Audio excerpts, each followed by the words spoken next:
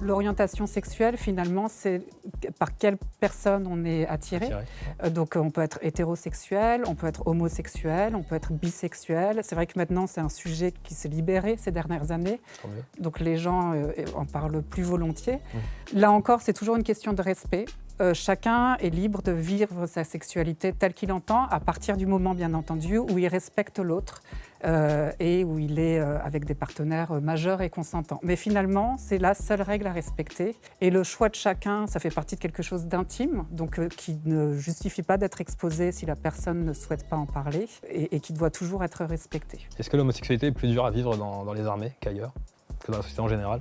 C'est difficile de répondre à cette question. Je ne crois pas qu'il y ait d'enquête sur le sujet. De votre point de vue? Il y a peut-être des éléments, on sait que dans les milieux où la virilité est très mise en avant, parfois il y a des stéréotypes qui font que l'homosexualité masculine, notamment, ça peut être pas très positif.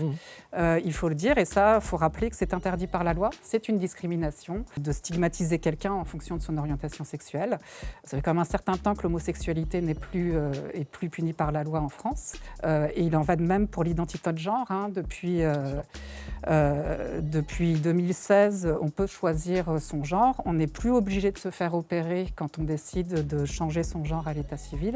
Donc tout ça, c'est des choses importantes à savoir. Là aussi, parce que les personnes transgenres dans l'armée, c'est probablement des situations particulières liées aux conditions de promiscuité, parfois. Mais encore une fois, la clé, c'est le respect de la personne.